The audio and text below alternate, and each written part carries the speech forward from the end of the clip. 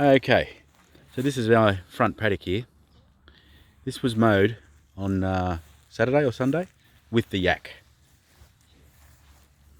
It was about 200 mil high, I suppose, when I mowed it. You'd see it was a little bit thicker over here, so there's a little bit more grass left on the ground.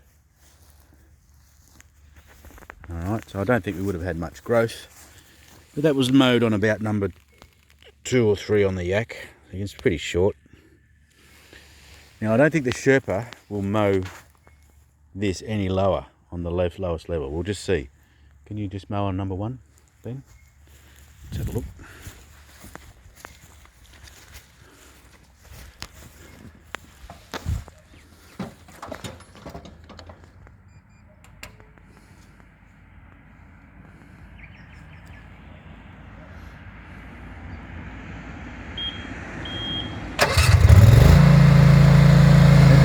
Number 1. Put it down to number 1.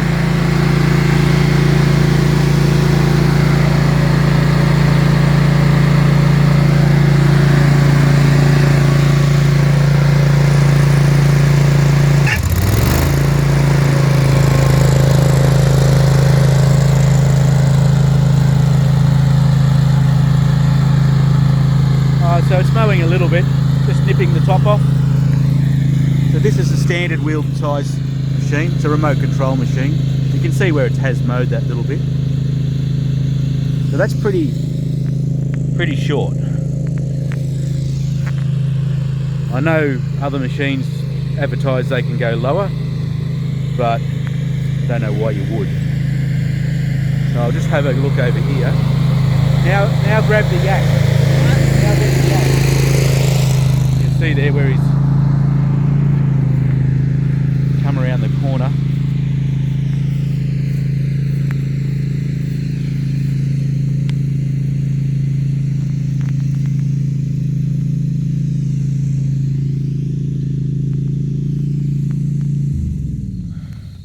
Alright, I'll mow the same path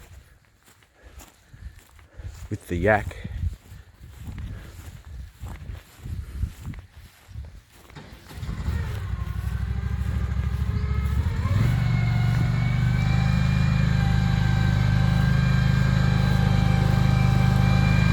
Is that number 1? Number 1. No, do it at number 1. We want to see the lowest cut. What? Number 1. Full revs.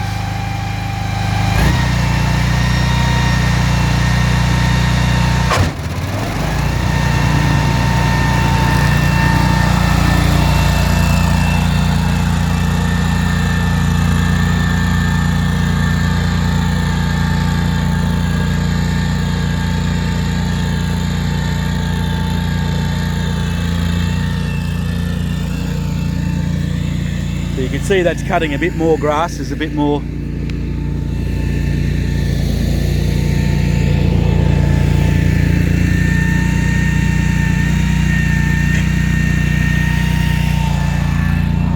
Definitely cutting a lot lower here. You see there's a lot more left behind than what the Sherpa was. And even there, you can actually see, because the ground's a bit uneven here, that it's actually scalping the ground. See the teeth marks? That's the lowest, so you wouldn't cut that low.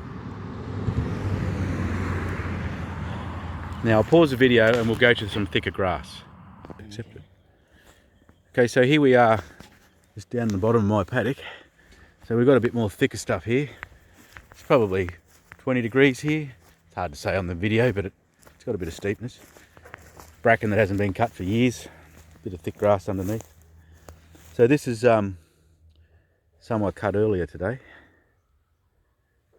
Ben, bring the yak, set it on number 2, say, or number 3, which is what you do paddocks with, and just go down there. Watch out for the wombat hole at the bottom, Ben, and just turn around and mow up here. So this is, you can see this bit of stalkiness. This is what I was saying, if you go too fast. This was the yak, but I was going fast. You see how it's stripped it out and left the long stalky stuff? If you'd gone slower, it would have mowed it more like that. But that was me deliberately trying to show a difference. We'll go, oh well, he's going to go down. we go. A bit slower, Ben. So see, he went a bit fast, left that stalky stuff. Now as he goes slower, you see it's cutting it off a lot better.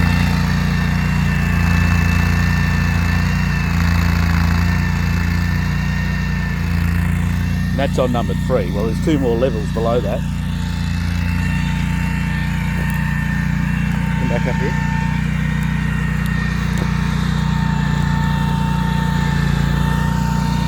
Now Ben, put it to, Ben. Put it to number 2. Put it to number 2. Stop. Now go a bit slower.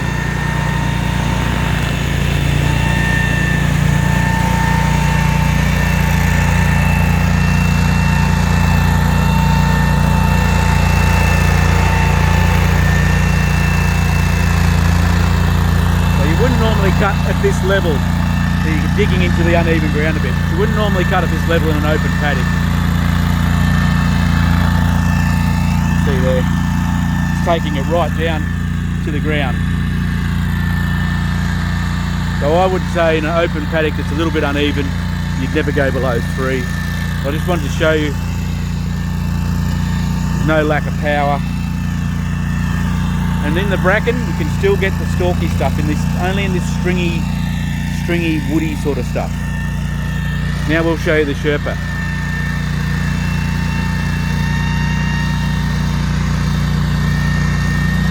Okay, now the Sherpa.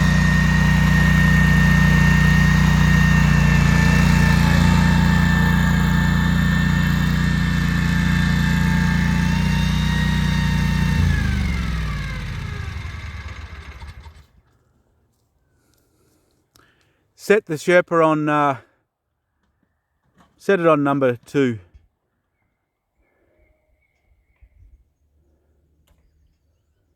So the remote control Sherpa is a bit more of a complicated starting process. You've got to make the remote control talk to the controller.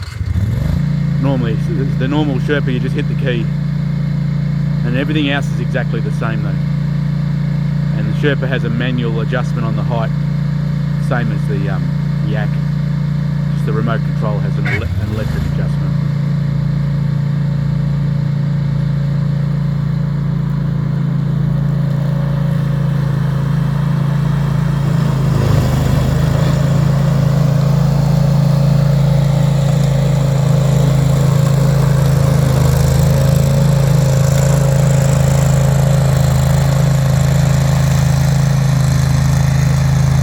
So because our blades are now operating in the horizontal plane instead of the vertical, you tend to slice off rather than, and you don't get that stringy stuff slipping through between the flails.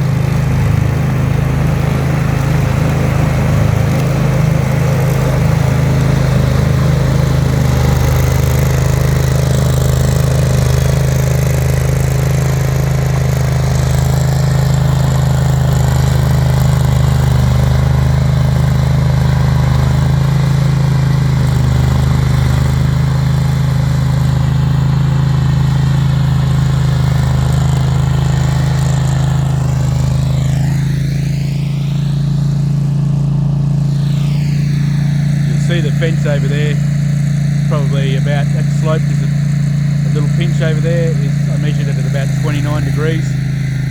Goes up and down, wet or dry. Both machines, easy as.